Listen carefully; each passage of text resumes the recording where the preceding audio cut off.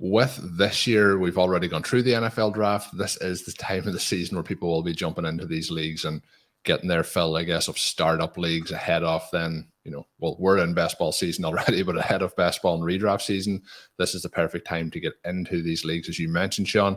When we look through it, some of the key elements are the 2023 picks versus the 2022 picks. So at this point, we kind of know how the draft went, but even before the draft, we were talking about certain areas where the strengths may or may not lie, and people had been trading away 2022 picks throughout the 2022 season, but also in 2021. But with that in mind, the class next year is already getting touted. That's going to mean that those are going to be in higher demand than the 2022 counterparts. And what I've seen in a lot of my leagues so far, and we are going to talk at the end of the show more stuff that we've seen in our Dynasty rookie draft so far, is people are willing to give up those picks as we had seen previously. So now when we're in those leagues, there's a lot of difference in the value of the players that are going off the board.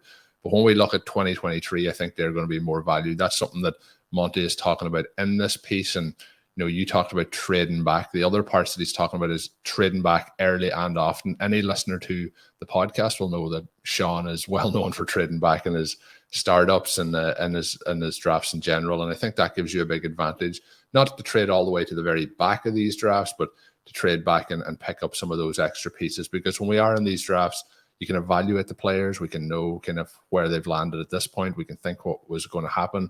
But when it gets to it, there's going to be a lot of situations where the more picks we have, the better chance we have of these players hitting. So I think trading back and getting that value as well is a big part of it. And then he's also talking about this being a tight end premium format that you can wait on tight end. That was the part, Shawn, I wanted to check with you, because we obviously talk a lot about elite tight ends and trying to get them on our rosters. Are you still, happy to be waiting on tight end, particularly in these startup drafts? Well, the startup ADP is interesting in that Monty mentions that he took Mark Andrews at the 204. So he's not necessarily saying that you should, but that if you don't want either Pitts or Andrews, then you can wait a little bit. With the other guys at that elite area being older, it's going to allow them to fall. So you can still target them a little bit later. Kelsey and Kittle were 4th round pre-draft. Darren Waller falling into the 6th round. TJ Hawkinson is the other guy up there. I kind of like that value in the 4th round. Wouldn't mind pulling the trigger there. But then people are really trying to load up on these other positions. And so you have guys like Freiermuth in the 7th, Albert O in the 8th, Dalton Schultz in the 8th, Fant and Gesicki in the 10th. And there's guys in that range that are pretty interesting. So Dynasty is going to be a little bit different than if you have gotten used to playing in the best ball, where because you need to have 2 good tight ends, then they get inflated a little bit. Obviously, the difference here, the RV Triflex format, it does have best ball and regular going all the time. And so if you're in a best ball league, it's going to be a little bit different with both the quarterback and the tight end positions, because you have to get more of them with how best ball works. If you're in a standard one, and that's still standard with super flex and the extra flexes, but one that is not best ball, then you can wait a little bit more on tight end. Colm, this question here, or this idea about the 23 picks, is an interesting one, because we know that people are still trading those picks, right? It's not like, they're gold to the extent that no one ever trades them. You can't make any moves, but you do want to understand that they're a little bit more expensive than the 2022 picks were at this point. Last year, already at this point, we had this idea that, okay, the 2022 class is not going to be that great. Now, one of the things I would note here is that you do have players who emerge, like a Kenneth Walker and a Jameson Williams, that make the class deeper.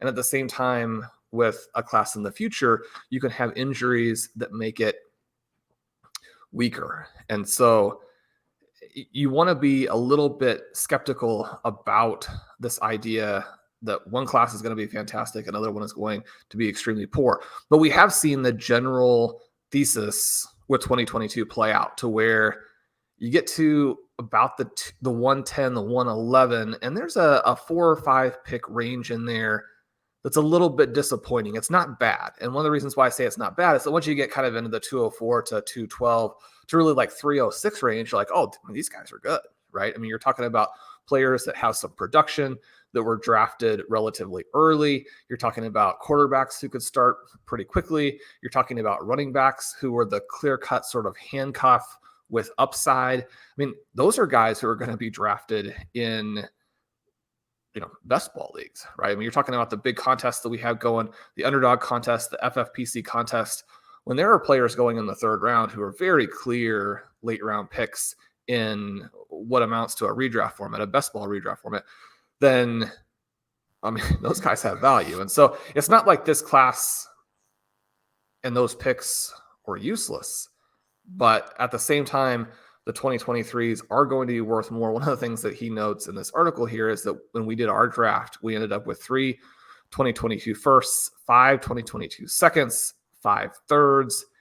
And one of the things that I would really emphasize here to listeners who are kind of excited to go in and do this for the first time is that you want to trade back, not out. One of the mistakes that I see teams make, teams that are trying to kind of focus on the second year or maybe even have even more patience than that, and they're going to focus on the third year through infinity, is this idea that, okay, I'm going to trade out. And we do see managers make trades like their 5th round pick or their 6th round pick for a future first and nothing. And that you don't necessarily want to do. One of the things that we were able to accomplish in our draft, and I have to go through and look at the exact mechanics to figure out how we did end up with Joe Burrow. We may have traded kind of back through a little bit, or maybe it's just a thing where we traded out of the first round and drafted Joe Burrow in the second. And one of the things, again, last year that was just bizarre to me is that Burrow was not as expensive as he should have been, considering what his rookie season was like. But we ended up with Joe Burrow, so a foundation QB in Superflex, and we also selected 14 players in the first 10 rounds, plus all of those future picks. Now, the 14 players in the first 10 rounds, obviously the majority of those are like in that 6 to 10 range. And so you don't have much of anything in rounds 1 through 5, with evidently the exception of Burrow there.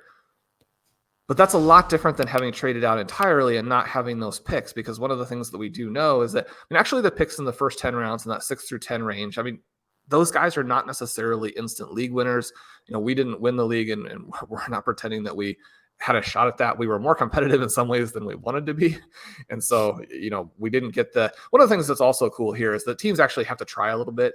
The best slots that you're guaranteed for the future season are either the 103 or the 104. Right. So you have a backdraw in order to win the sort of pick order for the following season. And so if you are one of the 2 worst teams, you get a bye. So the worst that you could fall to would be the 3rd and 4th picks. But you don't automatically get the 101 just because you have flagrantly tanked the whole way through. In some ways, it may actually be a little bit harder, because then after you get your bye, you're not in position to win the tournament there and get the 101. So something to consider from that perspective. But if you have all of those picks early, then and by again early, 6 through 10 is early, right? Then you're able to build this foundation for a team. And then once you layer in those future picks, your team gets very strong. If you don't have those picks with it, I was going back through and looking at this with Monty yesterday as we planned for our draft on Saturday, which is today for the listeners.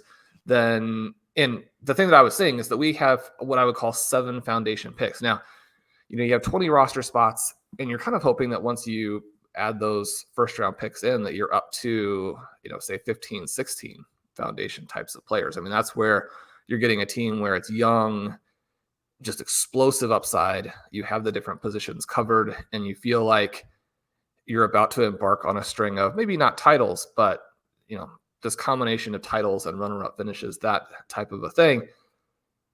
But again, trade back and not out, and understand that these 2023 picks are going to be coveted. So you're going to have to give something up, and you're going to want to be, it's sort of a fast and furious kind of dynamic. And again, that's one of the reasons why I think this is a lot of fun, if this interests you, because you do have to be very active, make a lot of offers, make a lot of counter offers, be willing to work with your opponent, help them accomplish what their goal is, but don't give up obviously too much as you're trying to accomplish your goal. And it's going to take a lot of offers and counter offers to get this done. If you enjoy that part of it, I mean, it's so much fun, because then you can build this kind of team that sets you up very nicely for the future. Colm, you had mentioned the trade early, trade often as one of the notes that Monty made in this. He says he got the 9th pick. In some ways, that's a little unfortunate, because sometimes you can make your first kind of big move. If you have the 1, 2, 3 type of pick, you can move back to 9 and already pick something up. But he draws the 9th pick. He took Justin Jefferson. He immediately put him back on the block, traded him for mid-round picks that he also dealt away.